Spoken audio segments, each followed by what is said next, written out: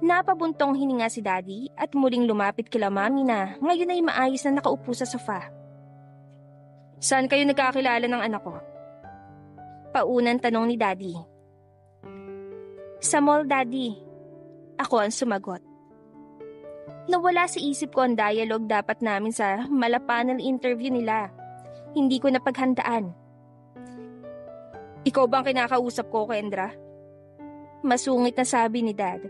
Samantalang si Ma'am naman ay nakatingin pa rin kay Lysander at sinusuri kung paano magsalita at kumilos ito. Sa auction po. Tipid na sagot ni Lysander na muntik nang magpatalon sa puso ko. Auction? At ano naman ang ginagawa niyong dalawa sa auction? Kunot noon na tanong ni Daddy sa kanya. Kapag sinabi ko ang ginawa ko noong araw na yon, siguradong gulpi di gulat ang aabutin ko.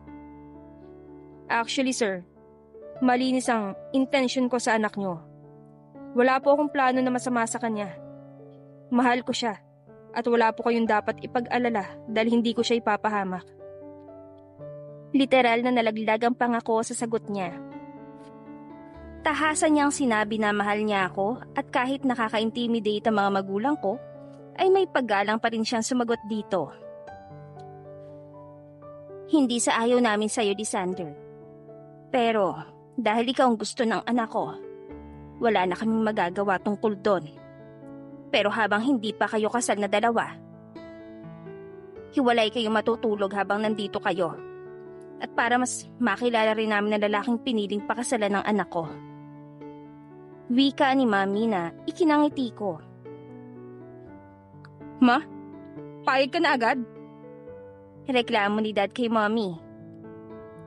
Brian, malaki na si Kendra. Alam na niya ang tama at mali. Kung talaga nagmamahalan sila, bakit naman natin sila hahadlangan? Besides, naging mabuti silang mga anak kaya dapat lang napagtiwalaan natin sila. Paliwanag ni Mommy. Mahigpit na hinawakan ni Lysander ang kamay ko. Pero pansin kong nanlalamig ang kamay niya. Kahit hindi naman todo ang aircon dito sa loob ng bahay. Hindi kaya kinakabahan din siya? Maraming salamat po, Ma'am. Sir, makakaasa po kayong iingatan ko ang anak niyo. Nakayuko ang sabi ni Lysander. Tumayo si Mommy at bumaling sa akin. Ihatid mo na siya sa guest room para sabay-sabay na tayong mag-lunch. Paalala niya sa amin. Binalingan pa kami ng tingin ni Daddy bago siya sumunod kay Ma'am. Katulad mo rin ba sila? Tanong ni Lysander nang tuluyan na silang makaalis. Anong ibig mo sabihin? Kunot noon na tanong ko sa kanya. Katulad mo rin ba silang assassin o agent?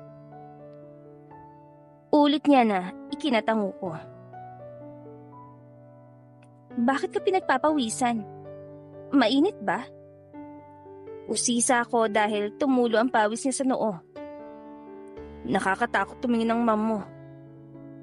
Pati na rin ang dad mo. Akala ko kanina, paghihiwalay na tayong dalawa kaya hindi na ako nagdalawang isip na sabihin sa kanilang totoo. Dahil siguradong malalaman din nila na ikakasal na tayo. Wika niya na ikinatawa ko. Kaya walang pumapasang manliligaw sa amin dahil sa kanila pa lang natatakot na. Mabait sila, Lysander. Kapag nasanay na sila sa'yo, magugustuhan ka din nila. Mabuti pa, magtungo na tayo sa kwarto mo. Binuhat niya ang dalawang dala na maleta niya, isa para sa akin at isa para sa kanya. Pagkatapos ay umakyat na kami sa kahoy na hagdan. Sa dulo ng pasilyo, 3 guest house at pumili lang ako ng medyo malaki para kahit paano ay komportable siya sa pananitili dito. Pwede bang dito ka na lang rin matulog mamayang gabi? Hindi na ako sanay matulog na mag-isa. Pakiusap niya nang mailagay na namin sa loob ang mga maleta. Mabilis kasi siyang sinara ang pinto at na-corner niya ako sa likuran ng pinto. Nakatitig na naman siya sa mukha ko. Lysander, gusto ko rin naman pero malakas ang pakiramdam nila mom at dad. Baka malaman nila. Kaya nga tayo pinaghihiwalay ng kwarto, di ba? Paliwanag ko sa kanya. Kahit naman ako, ayoko din. Pero ayoko ding sumuway sa kanila lalo pat. Kapapakilala ko pa lang sa kanila. Kaagad niya akong siniil ng halik sa labi. At gumanti naman ako sa kanya.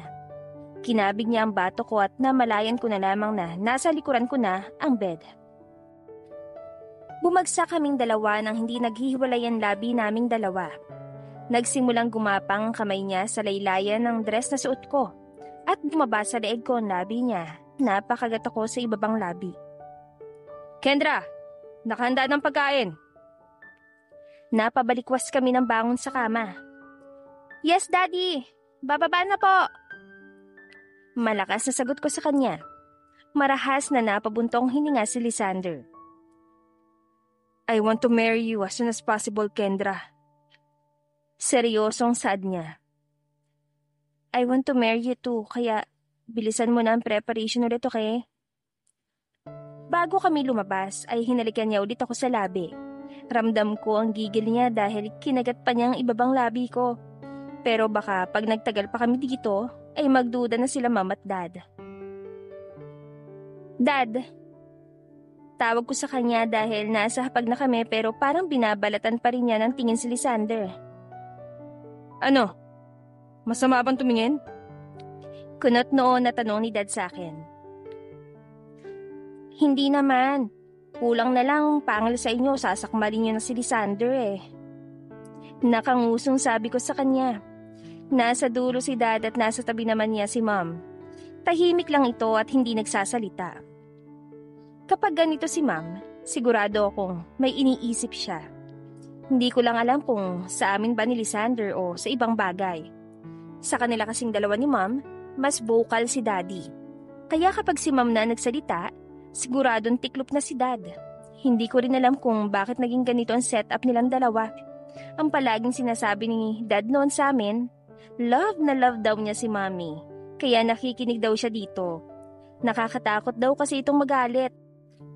Nasaksihan na rin naming nagalit si Mom dahil kay Daddy at isang linggo niyang tiniis ang black tide niya. Hindi kasi umuwi ng maaga si Dad at yun pala sumamang mag-inom kila Tito Nathan at Sir Raul. Okay lang baby. Nakangiting sabi sa akin ni Lysander. Lalong tumalim ang tingin sa akin ni Daddy. Parang yung inis ko ay napapalitan ng kilig dahil sa pagtawag sa akin ni Lysander ng ganun. Kahit nasa harapan pa namin ng mga magulang ko. Pagkatapos ng kalahating oras ay natapos din kaming kumain. Niyaya ko si Lysander na lumabas ng bahay para mag-ikot sa farm, para na rin makaiwas sa kanila. Malawak kasi ang lupain dito at marami din kaming alagang hayop. At marami din na nakatayong mga fruit-bearing trees. Masarap tumambay dito lalo na pagkatapos ng mission namin ni Lara at Mateo. Nasaan nga pala ang mga kapatid mo? Mag-isa ka lang ba? Tanong niya sa akin. Habang magkahawak kaming naglalakad sa malawak na lupain. Tama lang ang init at hindi masakit sa balat dahil marami namang puno at masarap din ang simoy ng hangin. Actually, 6 kaming magkakapatid. 2 beses lang si Mami na nanganak. Triplets kasi kami. Ang 2 kakambal ko ay baka nasa kanya-kanya din nilang misyon. Yung sumunod naman na triplets, mga binata na sina Marcus, Max at Mayer. Nasa syudad nag-aaral. Sagot ko sa kanya. Lumapit kami sa kwadra ng mga kabayo at inaya ko siyang mga bayo kami. Pants kasi ang sinuot ko at crop top kaya madali lang sumakay sa kabayo. Siya naman ay pants din at sky blue na polo shirt ang suot. Nagkarera pa kami at namangha ako sa kanya dahil hindi ko inaasahan na magaling pala siyang mga bayo. Nagawa pa niya akong mahabol at malagpasan. Pagkatapos ay inalalayan niya akong bumaba. Akala ko ay uuwi na kami pero pinasakay niya ako sa isang kabayo at pagkatapos ay sumakay din siya sa likuran ko. Mabuti na lamang ay malalaki at malalakas sa mga kabayo namin dito sa farm. Kung hindi, baka hindi kami kayaning dalawa. Bakit kailangan pa natin mag-share ng isang kabayo? Pwede naman tigisa tayo. Sabi ko sa kanya nang makasakay na siya. Mabilis naman tumakbo ang kabayo. Naramdaman ko ang hininga niya sa bato ko at pakiramdam ko ay nagtatayuan na agad ang balahibo ko. Kahit na sa ganitong paraan lang, makatabi man lang kita. Hindi kita malapitan, hindi kita mayakap at mahalikan dahil nakabantay ang magulang mo. Wika niya sa akin na ikinangiti ko. Matinding pagpipigil na siguro ang nararamdaman niya sa ngayon. Pero kahit ganun, ay masaya naman ako sa mga nangyayari. Matatanggap din nila si Lysander at siguradong magugustuhan nila ito para sa akin. Excited na nga akong ipakilala siya kay Lara at Mateo, pati na rin sa triplets ko pang mga kapatid. Kapag malapit na ang kasal namin ay ipapatawag ko na sila para makilala naman nila si Lysander. Itinuro ko din kay Lysander ang tirahan ng mga tauhan ni Dad. Linggo kasi ngayon kaya araw ng pahinga. Pagkatapos naming maikot ang buong farm ay tumigil kami sa puno ng mangga. Inalalayan niya akong bumaba. Nagulat na lamang ako nang isandal niya ako sa katawan ng malaking puno at kaagad niya akong hinalikan ng walang paalam. Mabilis ko siyang itinulak sa kanyang dibdib. Teka, Lysander. Why? Wala namang tao dito. Gusto lang naman kitang halikan. Kunot noon na sabi niya sa akin. Anong wala? Meron. Merong CCTV dito, no? Giit ko sa kanya. Nakalimutan kong sabihin sa kanya na 24 oras ang CCTV sa farm namin. Dahil pinasadya talaga ito ni Daddy, lalo pat alam niya na pwedeng maging delikado ang buhay namin. Kaagad na nag-angat ang tingin si Lysander at 3 agad ang nakita niya sa magkakahiwalay na direksyon. What the? Pati ba naman kiss hindi pwede? Reklamo niya sa akin. Sana lang ay hindi si Daddy ang nakatingin sa CCTV pero malakas ang kutob ko dahil alam niyang lumabas kami. Sana lang wala siyang makita. Dinukot niya ang phone niya at narinig ko ang pangalang Larry. Pagkatapos mo dyan, pumunta ka kagad dito. Huwag mo nang isama si Victor para may maiwan dyan. Seryosong sabi niya habang kausap si Larry. Pagkatapos ay ibinaba na niya ang tawag at kinuha ang tali ng kabayo. Let's go! Balik na tayo sa bahay. Pinigilan ko siya sa kanyang braso. Galit ka ba? Tanong ko sa kanya. Umiling siya pero kita ko sa mukha niya ang pagkadismaya. No, pero kailangan mong bumawi sa akin on our wedding night. Wika niya na ikinaawang ng labi ko.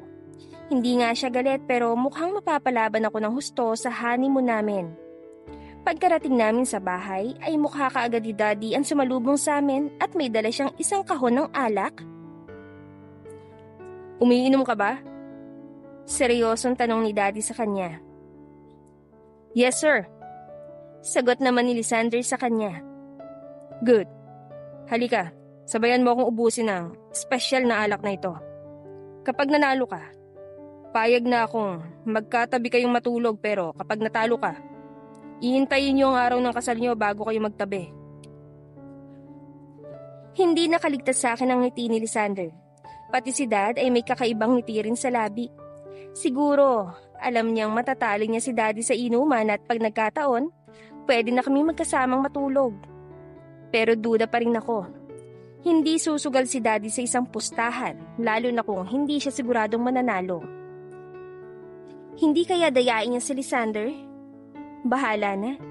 Pero hindi ko aalisin ang tingin ko sa kanilang dalawa. Anong ginagawa mo dyan? Huwag mong sabihin na binabantayan mo yung Daddy mo at si Lysander.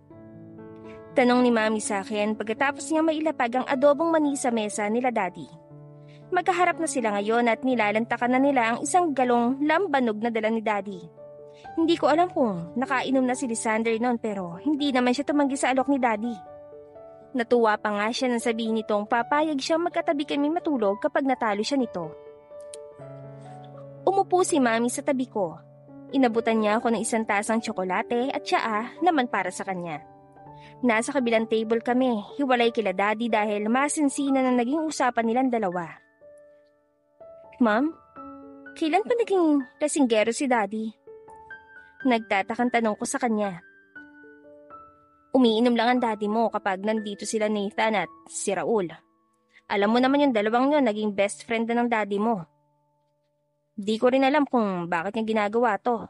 Pero sa tingin ko, mauunang bumagsak ang fiancé mo. Nakangiting sabi niya sa akin. Napatingin ulit ako kay Lysander.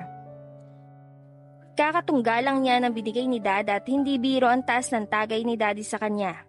Tapos wala man siyang reaksyon, ako pa ang napangiwi dahil sa tapang ng amoy noon siguradong masama din ang lasa nito. Kaya nagtataka ako sa sinabi ni Mami na maunang bumagsak si Lysander. Tingin ko po si Daddy ang maunang bumagsak. Nakangiting sabi ko kay Mami. Hindi ko alam kung gaano kalakas ang katawan ni Lysander sa alak pero alam ko kung gaano siya kalakas pag kaming dalawa na lang. Panoorin mong mabuti. Wika ni Mami. May kalahating oras na rin yata sila nagiinuman at mauubos na rin nila ang 1 galon na alak. Si Daddy mapungay na mga mata habang nakatingin kay Lysander. Samantalang si Lysander ay maayos pa rin na nakaupo at hindi man lang ako tinatapunan ng tingin. Ano kayang pinag-uusapan ng dalawang yon? Mag-uumpisa na ba ako magbilang? Tanong ni Mami sa akin. Sabay kaming nakatingin sa dalawa at ganun pa rin naman. Cool na nakaupo si Lysander habang si Daddy ay ngumunguya pa ng mani. 5, 4, 3. Napatingin ako kay Mami dahil nag-umpisa na siyang magbilang. 2, 1. The end. Nagulat ako na makarinig ako ng ingay. Pero mas nagulat ako na makita ko si Lysander nakasubsob sa ibabaw ng mesa. I told you, hindi lasinggero ang Daddy mo. Nakangising sabi ni Mami sa akin. Hay, akala ko pa naman matatalo niya si Daddy at makakasama ko siyang matulog. Yun pala. Nagulat ako nang si Daddy naman ang sumubsob sa mesa. Sabay pa silang dalawa. Kung nauna na lang si Daddy, panalo sana si Mami. Inday, tawagin mo si Badong para maakyat sa kwarto si Brian. Utos ni Mami sa kasambahay namin. Kinuha ko ang kamay ni Lysander upang ilagay sa balikat ko. Pero nagulat ako nang bigla siyang nag-angat ng tingin. Panalo ako. Nakangising sabi niya sa akin na ikinagulat ko. Kahit si Mami ay lumapit kay Daddy upang gisingin ito pero hindi na talaga ito sumasagot. Knockout na ito ng tuluyan. Paano mo nagawa yon? Tanong ko kay Lysander habang paakyat na kami sa kwarto. Inalalayan ko pa rin siya dahil halata namang lasing na lasing din siya. Naging mestizo tuloy siya lalo't dahil sa namumula niyang mukha. Ang alin? Ang matalo ang Daddy mo? Wala akong ginawa. Sadyang mahina lang ang Daddy mo. Saka, gusto niya talaga akong lasingin kaya hindi ko inaalis ang tingin ko sa kanya. Baka mandaya eh. Nakangising sabi niya sa akin. Napapailing na lamang ako. Kaya pala, hindi niya ako tinatapunan ng tingin dahil baka dayain siya ni Dad. Sa bagay, may point din naman siya. Dinala ko siya sa kwarto niya at binatawan ko siya sa kama. Tinalikuran ko siya dahil isasara ko sana ang pinto pero kaagad niyang hinila ang kamay ko. Saan ka pupunta? Nanalo ako kaya dapat dito ka matutulog, di ba? Seryosong sabi niya sa akin na ikinangiti ko. Isasarado ko lang ang pinto. Baka kasi may dumaan dito makita tayong dalawa. Tumayo siya at bahagya pang sumuray papunta sa pinto. Kaagad niyang sinarado at nilock ang pinto bago siya humarap sa akin. You're mine now. Sambit niya at kaagad ako niyakap. Nawalan kami ng balanse at dahil sa bigat niya ay bumagsak ako sa kama. Lysander! Angal ko sa kanya. Akala mo kasi parang sabik na sabik sa kamalin ako kung kumilos samantalang lasing naman. Sabi ni Daddy, tabi lang daw tayong Hindi ko na naituloy ang seremonyas ko nang sakupin na niya ang labi ko ng gutom niyang labi. Amoy na amoy ko pa ang alak sa kanyang hininga.